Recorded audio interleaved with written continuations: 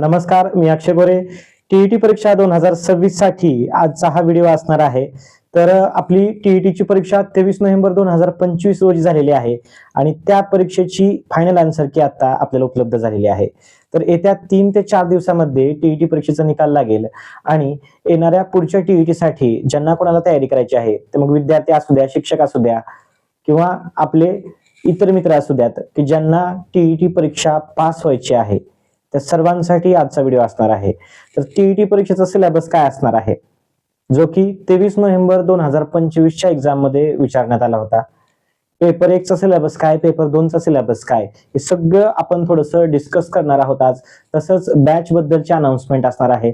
2026 ची जी टीईटी असणार आहे त्याची जी बॅच आहे ती आता विके क्लासवर सुरू झालेली आहे आणि त्या बॅच मध्ये आपण कशा प्रकारे अभ्यासक्रम कव्हर करणार आहोत ते देखील थोडक्यामध्ये आज पाहूया. आणि महत्त्वाचं म्हणजे 23 नोव्हेंबरला जेवढे काही चॅप्टर्स आले होते त्या सर्व चॅप्टर्सचं आपण त्या ठिकाणी विश्लेषण जे की प्रकरणाच्या किंवा घटकांच्या स्वरूपामध्ये आपण केलेलं आहे ते आपण पाहणार आहोत की नेमकं कोणकोणत्या टॉपिकवर प्रश्न आले होते. तर पहा, आपल्याला येणाऱ्या 2026 च्या टीईटी साठी 30 पैकी 30 मार्कची तयारी. ठीक आहे, तर आपण सर्वच घटकांची तयारी करणार आहोत जेणेकरून आपला समजा अभ्यासाला वेळ पुरला नाही पुरला तरी देखील आपल्याला 25+ मार्क्स मानसशास्त्र विषयात आले पाहिजेत. म्हणजे तुमचं टीईटीची परीक्षा क्लिअर होण्यासाठी मानसशास्त्र विषयात 25+ मार्क्स येण्याची आवश्यकता आहे. आताच्या मागच्या टीईटी मध्ये बऱ्याच जणांशी माझं बोलणं झालं की टीईटी परीक्षेमध्ये समजा काही लोकांनी मानसशास्त्र विषयाचा अभ्यास केलेला नाही, काही स्कॉलरशिपला सध्याला शिकवतात, त्या लोकांना गणित विषयात चांगले मार्क्स आले, परंतु मानसशास्त्र विषयात थोडंसं त्या ठिकाणी 12-14 मार्क्स असे आलेले आहेत, परंतु ते टीईटी पास झालेले आहेत. ठीक आहे, त्यांना 96-97 मार्क्स अशा प्रकारे मार्क्स पडलेत. परंतु जर समजा आपले बाकीचे सब्जेक्ट स्ट्रॉंग नसतील तर मानसशास्त्र विषयाला त्या ठिकाणी पर्याय नसणार आहे. त्याच्यामुळे मानसशास्त्र विषयामध्ये आपल्याला 25+ मार्क्स आले पाहिजेत 2026 च्या एक्झामसाठी. आणि त्यासाठी काय करायचंय की आत्ता जी एक्झाम झाली आपली 2025 ची एक्झाम, 23 नोव्हेंबर 2025 ची एक्झाम, त्या एक्झाम मध्ये आपल्याला नेमकं कोणत्या टॉपिकवर प्रश्न आले ते प्रश्न आपण पाहणार. त्या प्रश्नांचा अभ्यास करून ते आपल्या अभ्यासक्रमामध्ये जो की आपण 2013 पासूनच्या प्रश्नपत्रिकांचा अभ्यास करून अभ्यासक्रम तयार केलेला आहे. 13 ते 25 च्या ज्या काही प्रश्नपत्रिका आहेत, पेपर 1 च्या असू द्या किंवा पेपर 2 च्या, सगळे पीवायक्यू अभ्यासावे लागणार आहेत. आणि त्या पीवायक्यू मधून आपला जो सिलेबस आहे त्यानुसार आपण ही संपूर्ण बॅच घेणार आहोत. त्या बॅच मध्ये आपण या ठिकाणी व्हॅलिडिटी आपल्या परीक्षेपर्यंत असणार आहे. परीक्षा जेव्हा कधी टीईटीची होईल, मला वाटतं 10 तारखेला सकाळच्या पेपरमध्ये न्यूज आलेली आहे की परीक्षा ही जून महिन्यामध्ये होणार आहे, टीईटीची परीक्षा 2026 ची.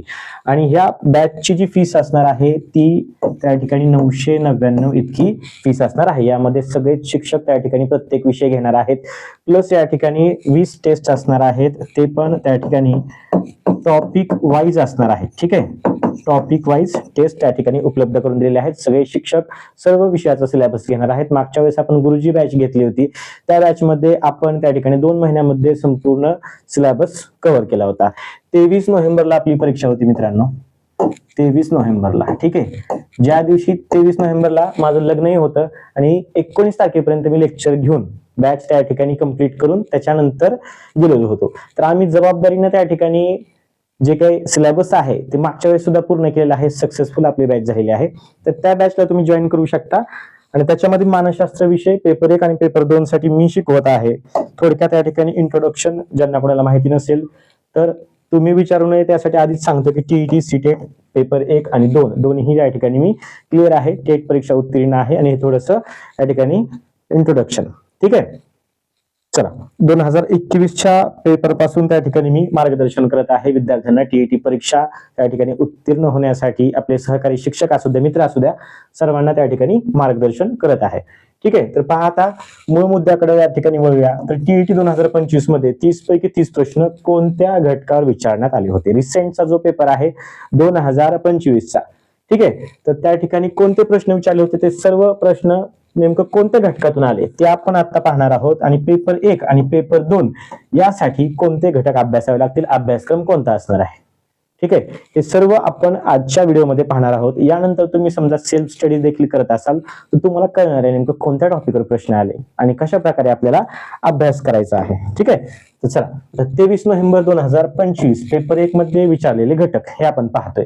तर या ठिकाणी 30 प्रश्न आलेले आहेत. ठीक आहे, 30 प्रश्न, ते जेवढे काही प्रश्न आले त्या प्रश्नांचे मी टॉपिक या ठिकाणी वेगळे केलेले आहेत. कदाचित युट्यूबवरचा हा पहिला व्हिडिओ असेल की ज्या ठिकाणी आपण डायरेक्ट कुठल्या टॉपिक मधून प्रश्न आले परीक्षेमध्ये ते सांगतोय.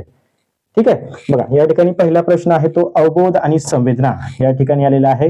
परसेप्शन आणि सेन्सेशन याच्यावर आलेला आहे. आपण जो काही सिलेबस घेतला होता, जे काही लेक्चर्स माझे जवळपास या ठिकाणी मला वाटतं ऍप मध्ये 43 प्लस लेक्चर किंवा 43 लेक्चर झाले होते आणि युट्यूबवर मी 5 लेक्चर घेतले होते. ठीक आहे, सरांच्या मेन चॅनेलला. तर एवढे लेक्चर मी परीक्षेच्या आधी घेतले होते 2 महिन्यामध्ये. यावेळेस तुम्हाला 4 ते 5 महिन्यांचा कालावधी भेटणार आहे अभ्यास करायला. त्याच्यामुळे तुम्ही वेळ देऊन त्या ठिकाणी अभ्यास करू शकता. ठीक आहे, तर आता सिलेबस आपण पाहतोय. पहिला या ठिकाणी अवबोध आणि संवेदना याच्यावर प्रश्न आलेला होता. यानंतर भावनिक बुद्धिमत्ता जो की घटक आहे बुद्धिमत्ता इन डिटेल आपण अभ्यासलेला आहे, त्याच्यावर या ठिकाणी प्रश्न आले होते. हे सगळं तुम्हाला आपण शिकवलंय आणि ते सगळं या ठिकाणी आले हे दाखवण्यासाठी नाही, तर हे 2025चा पेपर 25च्या अभ्यासक्रमानुसार या ठिकाणी 26चा जो पेपर असणार आहे त्याला तुम्हाला मदत होण्यासाठी म्हणून हे सगळं थोडंसं या ठिकाणी दाखवलेलं आहे. लक्षात ठेवा की हे सर्व तुम्हाला 26च्या पेपरमध्ये करून जाणं आहेच कंपल्सरी. ठीक आहे, आणि बाकीचा सिलेबस आहे तो देखील आपल्याला करायचा आहे. अध्यापन प्रतिमाने याच्यावर प्रश्न आला आहे. Models of teaching. ठीक आहे, त्यानंतर भावनांचे सिद्धांत, थेरीज ऑफ इमोशन याच्यावर थोडासा वेगळा घटक आलेला आहे. जे काही घटक थोडेसे 25 मध्ये बरेच विद्यार्थी म्हणतात की पेपर अवघड आला होता, तरी देखील बऱ्याच जणांना या ठिकाणी त्यांचं मेसेज आहेत की 25 मार्क्स आले, 26 मार्क्स आलेले आहेत, 22 मार्क्स अशा प्रकारचे मार्क्स विद्यार्थ्यांना आलेले आहेत. परंतु पहा, व्यवस्थित जर या ठिकाणी ऑब्झर्वेशन केलं तर जास्त काही अवघड पेपर आलेला नव्हता. ठीक आहे, बरेच आपल्याला प्रश्न त्या ठिकाणी ऑन दी स्पॉट देखील सोडवता येत होते आणि आपण जर थोडासा वेळ दिलेला असेल तर नक्कीच पेपरला चांगल्या प्रकारचे मार्क्स येतात. ठीक आहे, मानसशास्त्र विषयाला कसं आहे, थोडंसं आपण मोजकं वाचून गेलो, जास्त रिव्हिजन नाही केली की विसरून जातं त्या ठिकाणी. ठीक आहे, आणि कन्फ्युजन तर होणारच आहे. त्याच्यामुळे थोडासा वेळ देऊन अभ्यास करण्याचा विषय आहे. पुढचा 5वा या ठिकाणी प्रश्न आहे मापन आणि मूल्यमापन याच्यावर प्रश्न आला होता. अधिगम संक्रमण, अधिगम म्हणजे या ठिकाणी लर्निंग किंवा अध्ययन संक्रमणावरचा हा प्रश्न आलेला होता. धन ऋण शून्य संक्रमण आपल्याला माहिती आहे, आपण पाहिलेलं आहे. स्ट्रेस मॅनेजमेंट, तणाव व्यवस्थापन याच्यावर अगदी सोपा प्रश्न आला होता. ऑन दी स्पॉट देखील प्रत्येकाला सोडवता आला असता. ठीक आहे, कारण प्रत्येक जण या ठिकाणी स्ट्रेस मॅनेजमेंट करत असतं, तणावातून जात असतं, समाजामध्ये राहत असताना समायोजन हे प्रत्येक जण ऍडजस्टमेंट करत असतं. सोपा प्रश्न याच्यावर आला होता. थोडासा नवीन या ठिकाणी म्हणता येईल किंवा या ठिकाणी हायलाइट केलेला प्रकार म्हणजे मेंदू आणि अधिगम. तर मेंदूचा कोणता भाग, त्या कोणत्या भागातून आपण कोणत्या गोष्टी शिकतो. ठीक आहे, एखादी गोष्ट शिकण्यासाठी मेंदूचा कोणत्या भागाचा वापर केला जातो याच्यावर थोडक्यात प्रश्न होता. मेंदू आणि अधिगम हा टॉपिक मी तुम्हाला या ठिकाणी काढून दिलेला आहे. तुम्हाला वाटलं तर तुम्ही लगेच हे तुम्ही गुगलला टाकून हे सर्च करू शकता की हे काय काय आहे. ठीक आहे, कारण पुढच्या पेपरसाठी बऱ्याचशा गोष्टी याच्यातून रिफ्लेक्ट होऊ शकतात. त्याच्यामुळं हे टॉपिक लक्षात ठेवा. मानसशास्त्राची ब्रांच आहे मानसशास्त्र, याच्यावर एक प्रश्न आलेला होता. ठीक आहे, जास्त काही अवघड नव्हता. सगळंच अभ्यासावं असं नाही, ऑन दी स्पॉट देखील आपण बाकीच्या अभ्यासावरून काही प्रश्नांची उत्तर देऊ शकतो पेपरला. बरोबर, तशा प्रकारचा प्रश्न होता. बुद्धिमत्ता हा सेपरेट टॉपिक आहे आपला. बुद्धिमत्तेची रचना याच्यावर एक प्रश्न आलेला आहे. यानंतर मॅक्झिम्स ऑफ टीचिंग, अध्यापनाची तत्वे किंवा सूत्रे सेपरेट अभ्यासलेला आहे आपण अध्यापन या टॉपिकच्या अंतर्गत. त्यानंतर असामान्य मानसशास्त्र. ठीक आहे, त्या ठिकाणी विकार असणारे जे काही असतात ऍबनॉर्मल सायकोलॉजी मध्ये त्यांचा अभ्यास केला जातो. ठीक आहे, त्यांच्यावर एक प्रश्न या ठिकाणी आला होता. अध्ययन संक्रमणाच्या उपपत्ती, एकतर अध्ययनाच्या उपपत्ती, साहचर्यवादी उपपत्ती, अध्ययन संक्रमणाच्या उपपत्ती सर्व आपण परीक्षेच्या आधी अभ्यासलेले आहेत, अभ्यासक्रमामध्ये घेतलेले आहेत. येणाऱ्या परीक्षेच्या अभ्यासक्रमामध्ये सुद्धा आपण हे सगळं घेणार आहोत. आता उपपत्तीमध्ये आपल्याला कोणत्याही उपपत्तीवर प्रश्न येऊ शकतो, त्याच्यामुळं सगळ्या उपपत्त्या व्यवस्थित इन डिटेल टाइम देऊन आपण त्या ठिकाणी कंप्लीट करून घेऊया. त्या ठिकाणी मानसिक प्रक्रिया जसं की अवधान आहे, स्मरण आहे, संवेदना याच्यावर एक प्रश्न आलेला होता. यानंतर शैक्षणिक उद्दिष्टे आणि मूल्यमापन. ठीक आहे, ब्लूम्स टॅक्सॉनॉमी. तर मला वाटतं टीईटी परीक्षा पेपर 1 आणि 2 याच्यामध्ये मला वाटतं जवळपास 3 ते 4 प्रश्न ब्लूम्स टॅक्सॉनॉमीवर आलेले आहेत. कधीच्या पेपरला? 2025च्या पेपरला. आता आपण पेपर 1 बद्दल पाहतोय, त्याच्यानंतर पेपर 2 बद्दल पाहूया आणि त्याच्यानंतर मूळ सिलेबस काय असणार आहे की 2013 पासून ते 2025 पर्यंत कोणकोणत्या टॉपिकवर वारंवार प्रश्न विचारले जातात. ठीक आहे, ते सर्व प्रश्नांचे प्रकार आपण अभ्यासून पेपर 1 आणि पेपर 2 अशा प्रकारे सिलेबस तयार केलेला आहे. पूर्ण तो सिलेबस मी तुम्हाला त्या ठिकाणी दाखवतो आणि ती देखील PDF आपल्या VK क्लासच्या ऍपवर नंतर तुम्हाला भेटून जाईल. शक्यतो तुम्ही त्या ठिकाणी स्क्रीनशॉट काढून घेऊ शकता, काही प्रॉब्लेम नाही. ठीक आहे, परंतु तो सिलेबस तुम्हाला माहिती असणं आवश्यक आहे, कारण 2026च्या एक्झामसाठी मग आपले जे काही शिक्षक असतील आता इन सर्व्हिस मध्ये आहेत त्यांना सुद्धा या ठिकाणी परीक्षेच्या आधी नक्कीच उन्हाळा सुट्टी सुद्धा अभ्यासाला भेटणार आहे, परंतु थोडासा जास्त वेळ देऊन या ठिकाणी अभ्यास करण्याची गरज आहे. कारण मागच्या वेळेस काय झालं, बऱ्याच जणांनी ऍडमिशन घेतलं, त्याच्यानंतर वेळ कमी पडला. आता माझेच त्या ठिकाणी जवळपास 40+ लेक्चर झालेले. ठीक आहे, बाकीच्या विषयांचे पण लेक्चर आहेत, तर याच्यामुळे थोडासा टाइम कमी पडला. त्यामुळे बऱ्याच जणांचं माझं बोलणं झालं की ते म्हणतात आम्ही व्हिडिओज नाही बघितले जास्त. बरोबर, ठीक आहे, त्याच्यामुळे थोडा टाइम द्या. आता या ठिकाणी बॅचला जॉईन केलं की त्याच्यानंतर तुम्ही निवांत परीक्षेपर्यंत व्हिडिओ पाहू शकता. आणि महत्वाचं म्हणजे सगळ्या विषयाचे व्हिडिओ पाहिजेत, तेव्हा स्कोर येणार आहे. बरोबर, ठीक आहे. चला,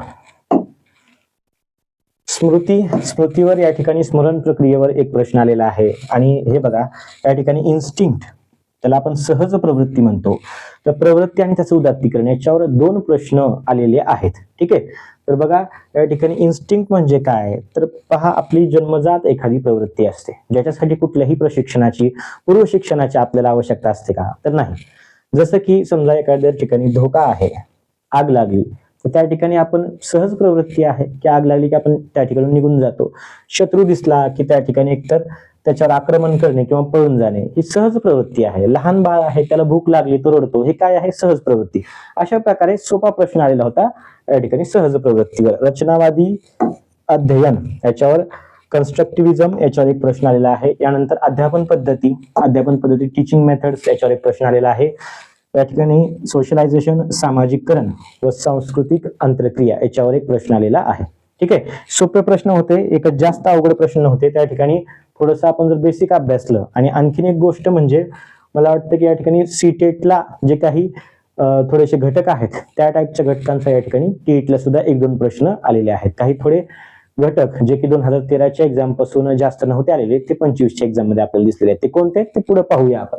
ठीक आहे, पहा या ठिकाणी स्ट्रेस मॅनेजमेंटवर याच्या आधी देखील प्रश्न आला होता. आणखीन एक प्रश्न आलेला आहे मानसिक प्रक्रिया याच्यावर प्रश्न आलेला आहे, जसं की विचार आणि विचार प्रक्रिया. आसुबेल यांची अर्थपूर्ण अधिगम म्हणजेच काय, लर्निंग थेरी जी आहे त्याच्यावर एक प्रश्न आलेला आहे. थेरीजवर प्रश्न येतात, त्याच्यामध्ये आसुबेल यांच्यावर प्रश्न आला. पियाजे यांची cognitive development theory in detail आपण अभ्यासली होती, त्याच्यावर प्रश्न आलेला आहे. ठीक आहे, बऱ्याच जणांना वाटतं की पियाजेच्या थेरीवर पेपर 2लाच प्रश्न येतात फक्त. ठीक आहे, तर पेपर 1ला आलेला प्रश्न आहे पियाजे यांच्या थेरीवर.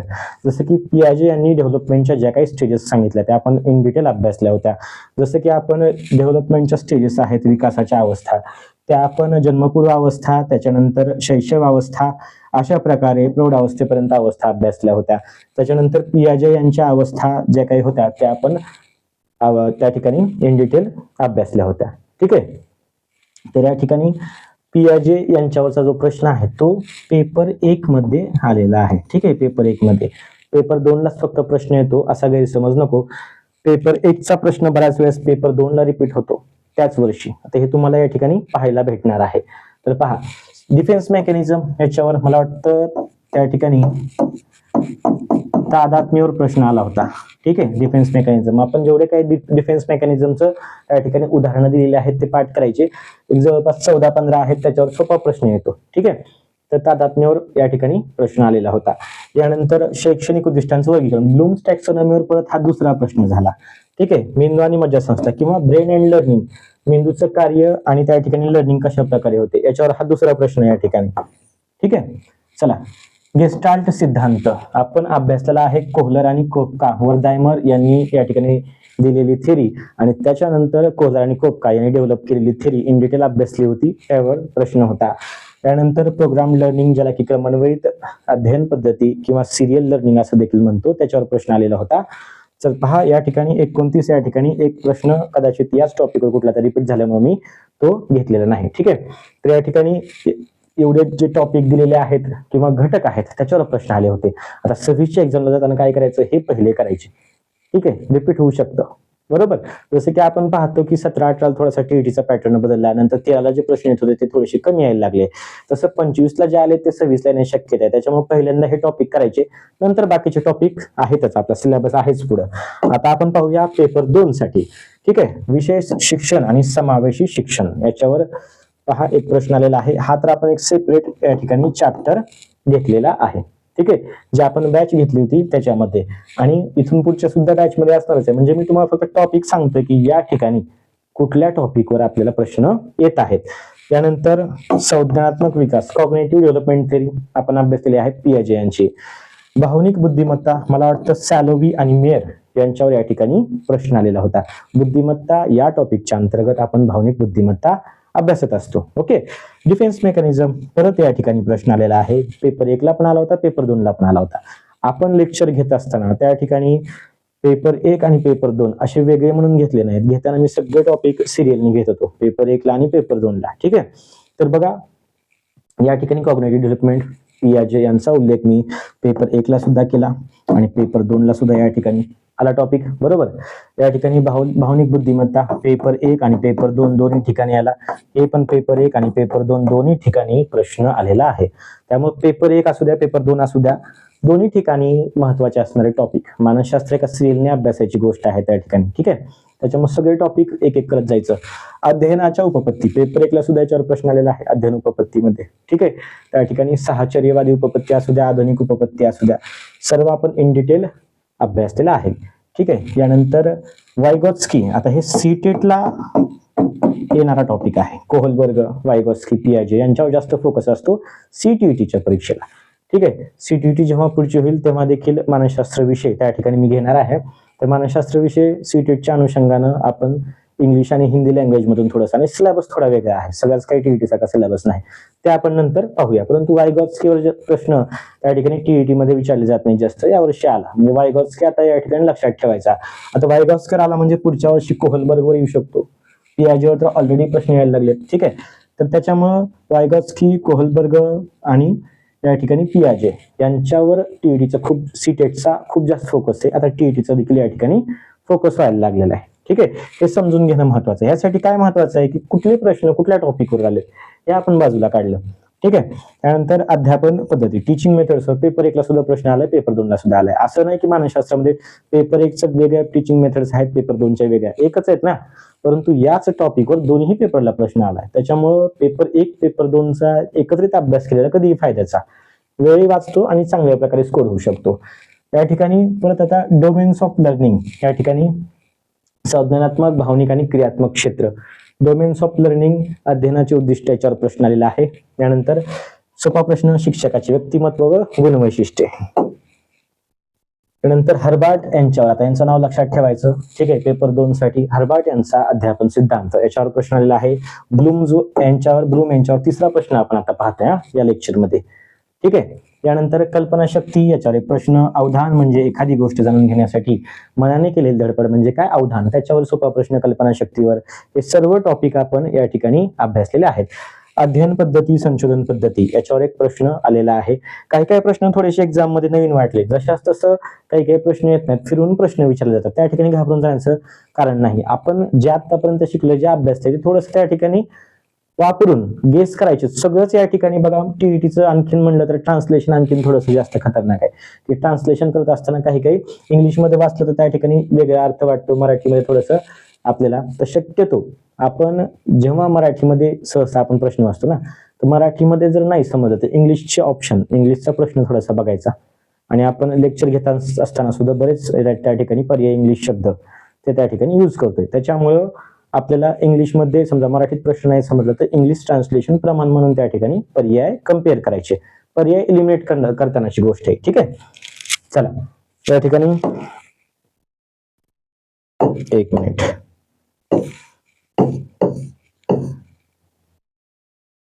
चला 14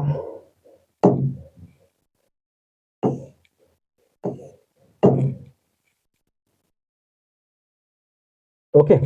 चला पहा. यानंतर ग्रहणाचे नियम, गेस्टाल्ट सिद्धांत.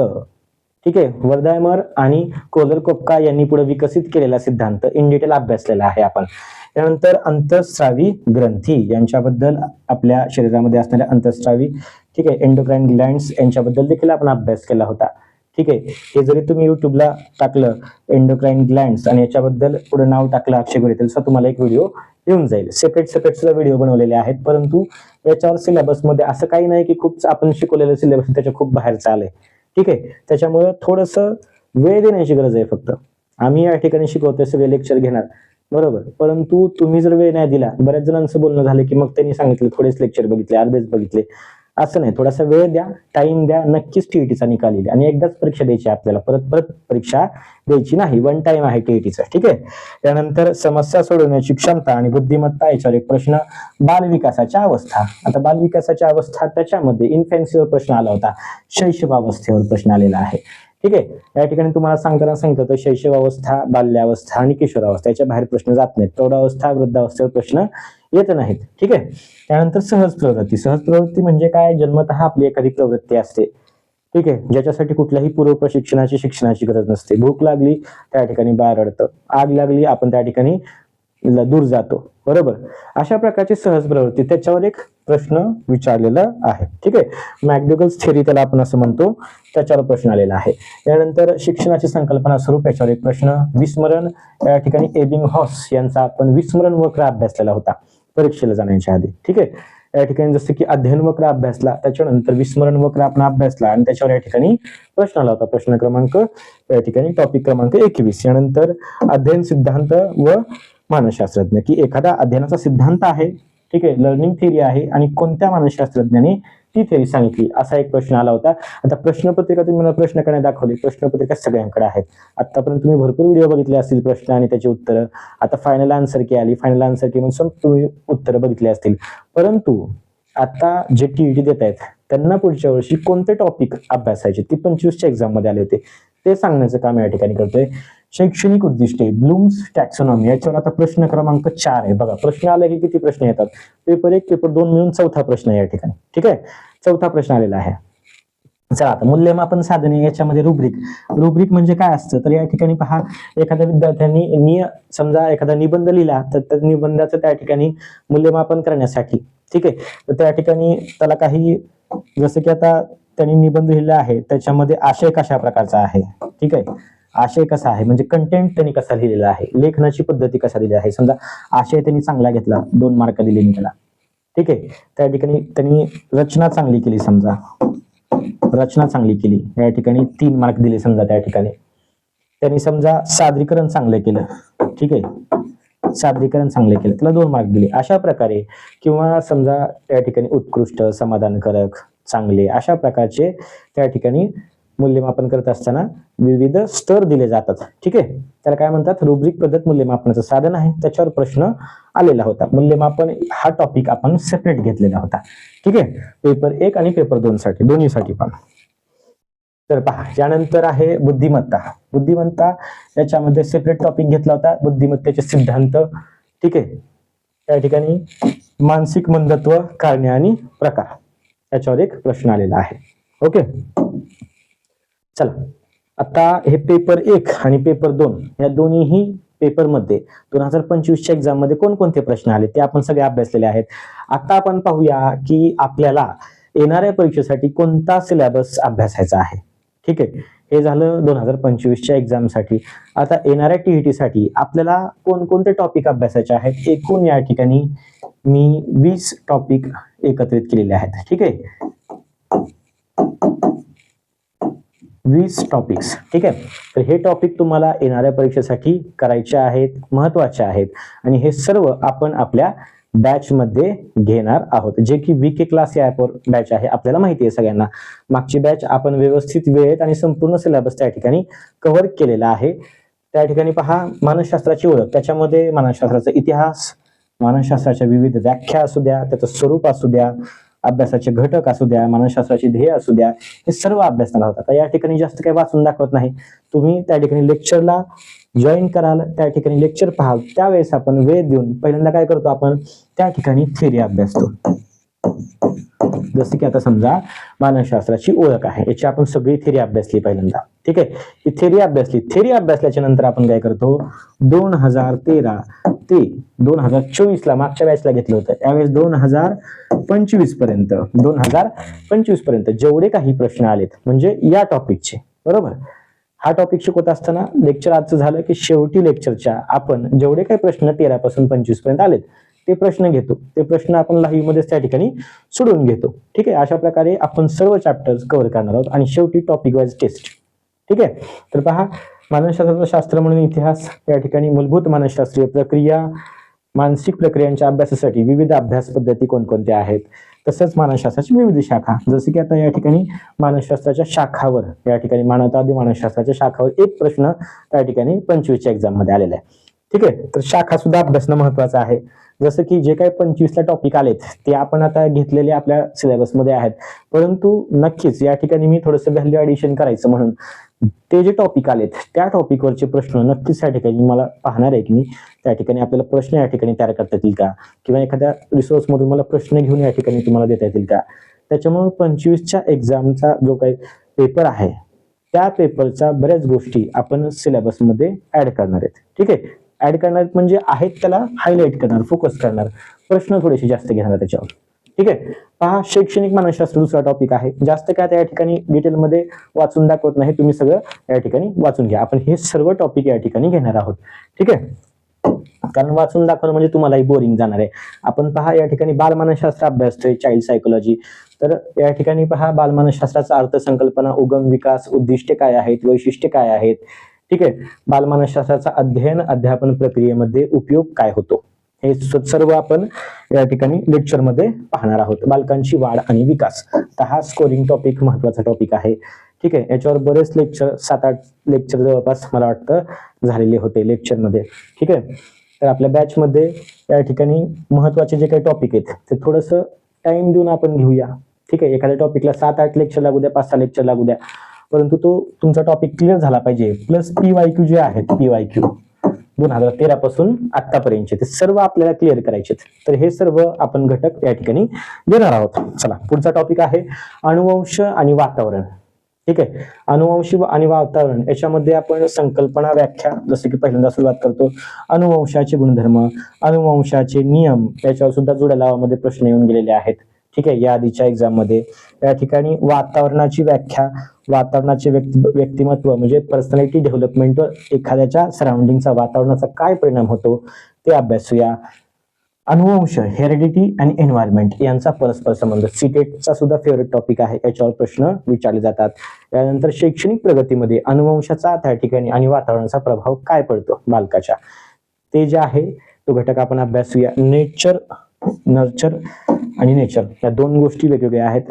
त्या दोन गोष्टी सीटेट मध्ये विचारल्या जातात. ठीक आहे, CTETच्या एक्झामला ते आता जसं की सीटेटचे प्रश्न TET मध्ये सुद्धा विचारायला चालू झालेले आहेत. त्याच्यामुळे अनुवंश आणि वातावरणवाद जो आहे, ठीक आहे, या ठिकाणी नेचर वर्सेस नर्चर हे देखील आपण अभ्यासूया.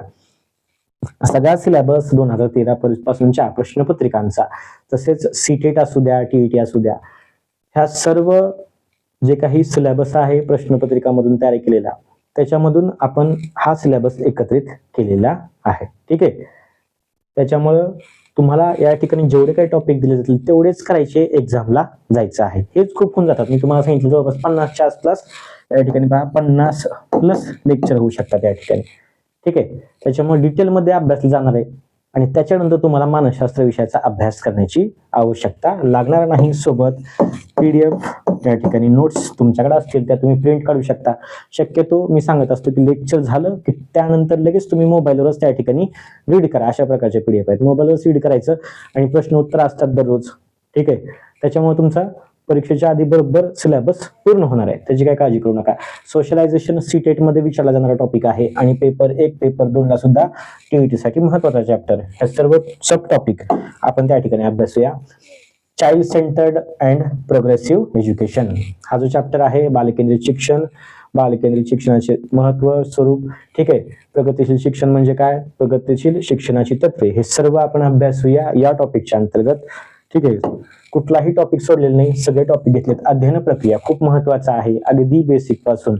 अध्ययन म्हणजे काय, अध्ययनाच्या व्याख्येपासून ते अगदी अध्ययनाच्या उपपत्ती प्रतिमाने, उपपत्तीवर सुद्धा प्रश्न आले टीईटी मध्ये, आणि प्रतिमाने टीचिंग मॉडेल्स आहेत त्याच्यावर सुद्धा प्रश्न आलेले आहेत आताच्या एक्झाम मध्ये. हे सर्वच महत्वाचं आहे. अध्ययन वक्र होता 2013 पासून, जेव्हा आपला पेपर त्या ठिकाणी सुरू झाला तेव्हापासून प्रश्न येतात. सर्वच टॉपिक आहेत ज्याच्यावर त्या ठिकाणी प्रश्न आलेले आहेत. अध्ययन संक्रमणावर प्रश्न आले होते, अध्ययन विषयक नियम, जसं की मग आपण पाहिलं अनुवंशाचे नियम, अध्ययनाचे नियम, हे सर्व नियम त्या ठिकाणी जोड्या लावामध्ये येतात की पुढीलपैकी कोणते अध्ययनाचे नियम आहेत. त्याच्यामध्ये एखादा अनुवंशाचा नियम दिला जातो. थोडंसं आपल्याला लक्षात आलं पाहिजे, तिथे कन्फ्युजन नाही झालं पाहिजे, यासाठी यांचं थोडंसं डिटेलमध्ये अभ्यासणं, वेळ देऊन अभ्यासणं, थोडक्यात काही नियमांचं पाठांतर करणं सुद्धा महत्वाचं आहे. लर्निंग डिसॅबिलिटीज हे सुद्धा CTET मध्ये आणि TET पेपर 1 पेपर 2 मध्ये विचारले जातात. ठीक आहे, डिस्ग्राफिया, डिस्लेक्सिया हे आपण सर्व डिटेलमध्ये अभ्यासलेलं आहे. थोडासा टाइम देऊन या ठिकाणी आपण लेक्चर घेतोय आणि ते सर्व तुम्हाला एकदा अभ्यासलं की परत अभ्यासण्याची गरज लागणार नाही, ही माझी खात्री आहे. ठीक आहे, चला पुढचा टॉपिक तरी लक्षात ठेवा, कमीत कमी आपल्याला नेमका अभ्यास कशाचा करायचा आहे.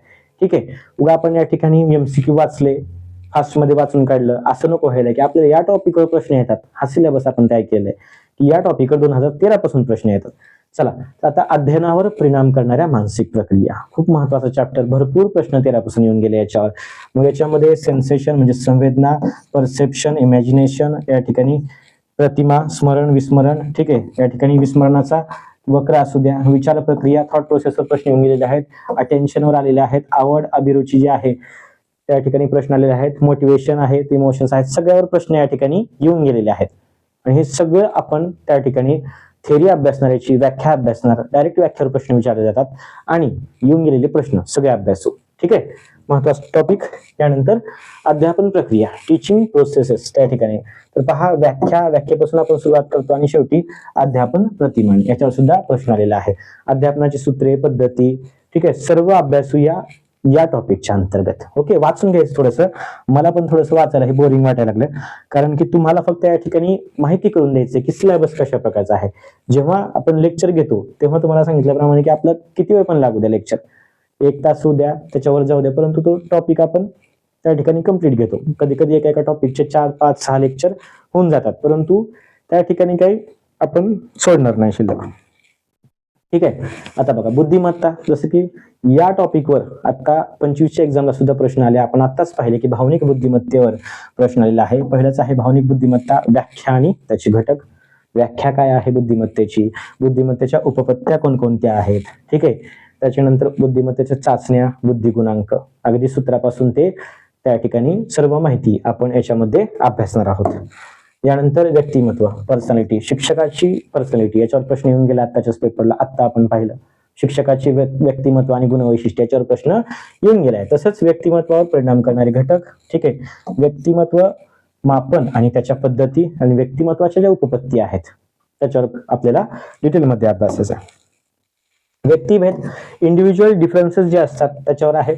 अर्थ काय त्याचा, प्रकार कोणते, व्यक्तिभेद असण्याची कारण काय आहेत, आणि व्यक्तिभेदात आपल्या वर्गात आपल्याला माहिती आहे की विद्यार्थी वेगवेगळे असतात, व्यक्ती तितक्या प्रवृत्ती. ठीक आहे, आणि प्रत्येक विद्यार्थ्याला त्या ठिकाणी शिकवण्यासाठी, घडवण्यासाठी शिक्षकाला त्या ठिकाणी व्यक्तिभेद म्हणजे व्यक्तिभेदात शिक्षकाची भूमिका काय असणार आहे. प्रत्येक विद्यार्थी हा स्वतःमध्ये वेगळा आहे, त्याला अध्यापन करत असताना आपल्याला नेमकं कोणती भूमिका पार पाडायची आहे त्याच्या संबंधित थोडंसं. ठीक आहे, काही काही उपयोजनात्मक प्रश्न असतात, तशा टाईपचे प्रश्न या ठिकाणी याच मानसशास्त्रात तुम्हाला टेट मध्ये सुद्धा जेव्हा उपयोजनात्मक प्रश्न येतील तेव्हा त्या ठिकाणी फायदा होईल. चला, संघर्ष आणि समायोजन, याच्यामध्येच पहा संघर्षाची व्याख्या काय आहे, वैशिष्ट्य काय आहे, मानसिक संघर्षाचे प्रकार. आता या ठिकाणी स्ट्रेस मॅनेजमेंट, ठीक आहे, मेंटल स्ट्रेस आणि स्ट्रेस मॅनेजमेंट त्या ठिकाणी त्याच्यावर प्रश्न यावर्षी म्हणजे 25ला येऊन गेलेला आहे. ठीक आहे, समायोजनाची व्याख्या, वैशिष्ट्ये आणि डिफेन्स मेकॅनिझम, याच्यावर सुद्धा पेपर 1 आणि 2 दोन्हीमध्ये प्रश्न येऊन गेलेला आहे 25च्या एक्झामला. ओके, चला, शैक्षणिक मूल्यमापन, मूल्यमापनावर प्रश्न आले, जसे की रुब्रिकवर प्रश्न आला होता. शैक्षणिक मूल्यमापन, त्याचं स्वरूप, त्यानंतर सातत्यपूर्ण सर्वंकष मूल्यमापन आणि मूल्यमापनाची साधने, याच्यामध्ये रुब्रिकचा समावेश होतो. याच्यामधून प्रश्न येऊन गेलेला आहे. ठीक आहे, चला, शालेय अंतरक्रिया, याच्यामध्ये फ्लॅडर्स, यांचं नाव फ्लॅडर्स विषयीच आपण सगळं अभ्यासतोय. ठीक आहे, व्याख्या असू द्या, प्रकार असू द्या आणि फ्लॅडर्स यांचं अंतक्रियाचं विश्लेषण. त्यानंतर समावेशक शिक्षण. आत्ताच आपण पाहिलं पेपर 2चा पहिलाच प्रश्न याच्यावर होता. तर पहा व्याख्या, त्यानंतर सर्व समावेशक शिक्षणाची उद्दिष्टे, वैशिष्ट्ये आणि फायदे तोटे हे आपण अभ्यासूया याच्यामध्ये. चला पुढं मोटिवेशन मगाशीच आपण पाहिलं. ठीक आहे, त्या ठिकाणी मी तुम्हाला सर्व टॉपिक सांगितले. अगदी संवेदना सांगितलं, संवेदना, अवधान असू द्या, कल्पना असू द्या, प्रतिमा असू द्या, प्रेरणा, हे सर्व घटक आपण सिलेबसमध्ये त्या ठिकाणी घेतलेले आहेत. तर या ठिकाणी प्रेरणा, मोटिवेशन याचा व्याख्या, ठीक आहे, आणि मॉस्लोची प्रेरणेची उपपत्ती किंवा गरजांची श्रेणीबद्ध मांडणी. ठीक आहे, अब्राहम मॉस्लो यांची. ओके, चला विशेष गरजा असणारी बालके. आता त्याच्यामध्ये डिटेलमध्ये अभ्यासाचे शारीरिक विशेष गरजा, बौद्धिक, भावनिक हे सर्व विशेष गरजा असणारी बालके. ठीक आहे, तसंच अध्ययन अक्षमता म्हणजे लर्निंग डिसॅबिलिटी असणारी बालके आणि असामान्य. ठीक आहे, ॲबनॉर्मल सायकोलॉजी याच्यावर आता आपण पाहिले की प्रश्न आलेला होता. ठीक आहे, त्या ठिकाणी विकार असणारे, ठीक आहे, ते जे काही बालक असतात त्यांच्यावर प्रश्न आलेला आहे. ओके, विशेष गरजा असणारी बालके महत्वाचा टॉपिक आहे. यानंतर 20वा टॉपिक जो आहे या ठिकाणी तो आहे नवीन राष्ट्रीय शैक्षणिक धोरण NEP 2020. आता हे तुम्ही कोणतीही परीक्षा देत असाल, शिक्षक म्हणून आपण काम करताना NEP आपल्याला अभ्यासणं आवश्यक आहे. तुम्ही केंद्रप्रमुखची परीक्षा द्या, CTET असू द्या, टेट असू द्या किंवा सेट नेटची एक्झाम असू द्या, शिक्षणशास्त्र विषय असू द्या, कोणत्याही एक्झामसाठी हा टॉपिक आपल्याला घ्यावाच लागतो.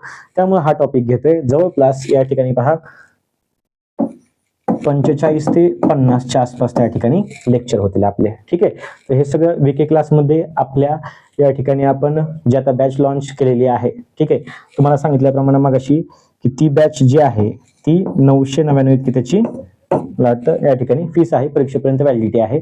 जॉईन करा, त्या ठिकाणी लेक्चर सुरू झालेले आहेत आणि आपण भेटूया आता VK क्लासमध्ये. त्या ठिकाणी टॉपिक वाईज टेस्ट सुद्धा आपण प्रोव्हाइड केलेल्या आहेत.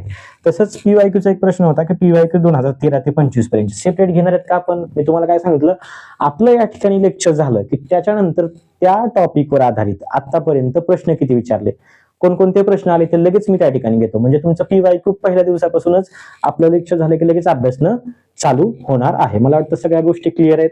ठीक आहे, त्या ठिकाणी तुम्हाला 2025 या एक्झाम मध्ये कोणकोणते टॉपिक आले होते, पेपर 1 असू द्या किंवा पेपर 2, सगळे या ठिकाणी डिटेलमध्ये सांगितलेलं आहे. आणि 26 साठी काय करायचंय, पेपर 1 असू द्या, पेपर 2 असू द्या, टॉपिक काढले ते टॉपिकला हायलाइट करायचा, अभ्यास करायचा आणि आपण जो सिलेबस दिलाय तो सुद्धा सिलेबस त्या ठिकाणी तुम्ही तुमच्याकडे सेव्ह राहू द्या आणि त्याच सिलेबसवर फक्त काम करायचंय.